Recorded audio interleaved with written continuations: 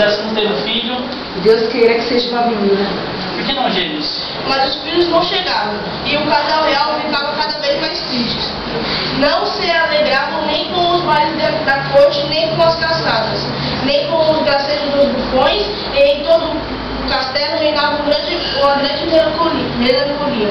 Mas uma tarde ensolarada de verão, a rainha foi banhar-se no riacho que passava no fundo do Parque Real, e de repente pulou fora da água uma mãozinha. Majestade, não fique assim tão triste. Seu desejo se realizará logo. Daqui a um ano dará luz a uma menina. E a profecia da rã se concretizou. Alguns meses depois, nasceu uma linda menina. O rei, louco de felicidade, chamou a Flor Graciosa. E para a festa de batizado, convidou uma multidão de súditos, parentes, amigos, novos do reino, e como convidados de honra, todas as fadas que viviam nos confins do reino. 3. Mas quando os mensageiros iam saindo com os convites, o camareiro mor correu até o rei preocupadíssimo. Majestade, são 13 fadas, só temos 12 pratos de ouro. O que faremos? A fada que tiver que comer no prato de prata com os convidados pode se sentir ofendida. E uma fada ofendida... Não convidaremos a 13ª fada. Muito bem. Partiram comente 12 mensageiros, com convites para 12 fadas, conforme o rei resolver. No dia da festa, cada uma delas chegou perto do berço, onde dormia a Flor Graciosa, e ofereceu à recém-nascida um presente maravilhoso.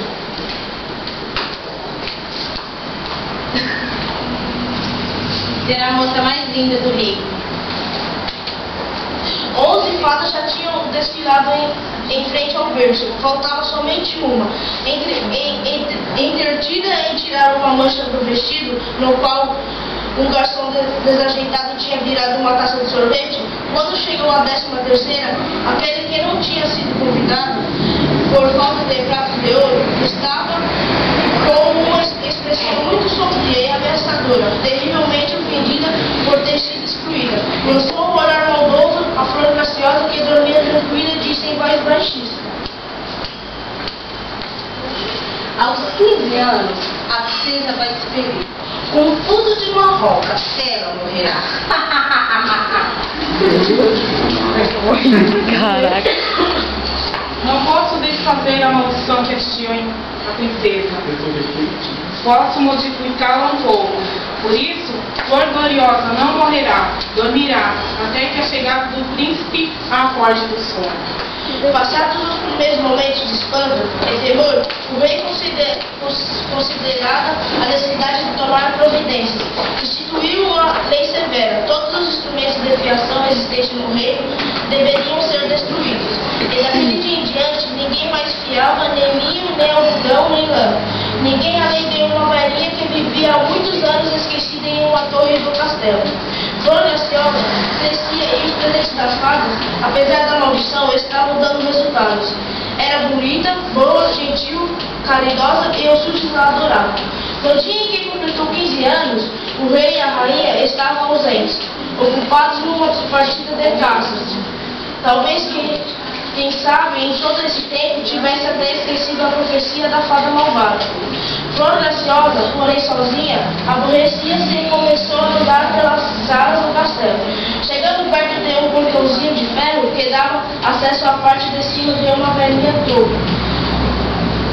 Abriu, subiu a longa escada e chegou, enfim, ao quartinho. Ao lado da janela estava uma velhinha de cabelos brancos, fiando com um fuso uma meada de linho. A garota olhou maravilhada, nunca tinha visto um fuso. Bom dia, vovozinha. Bom dia, linda garota. O que você está fazendo? Não está vendo? Estou viando. Nossa, parece mesmo divertido. Eu posso ver? Sem ter a resposta, pegou o fuso e naquele instante cumpriu-se então o feitiço. Flor Graciosa furou o dedo e sentiu um grande sono. Deu tempo apenas para deitar-se na cama que se achava no aposento e seus olhos se fecharem.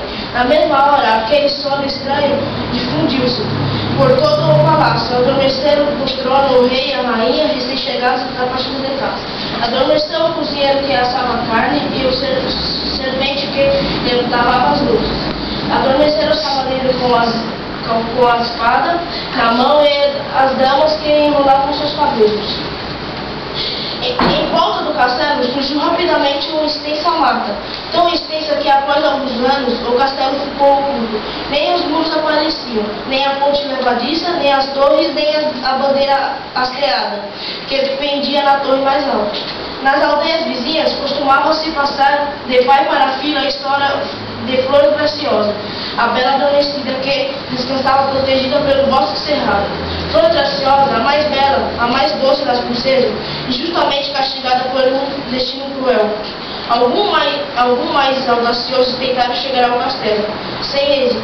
A grande barreira de mato e espinhos, cerrado e impenetrável, parecia animado por vontade própria. Os galhos avançavam para cima dos coitados que tentavam passar, seguravam-nos, arranhavam-nos até fazê-los sangrar, e fechavam até as mínimas frestas.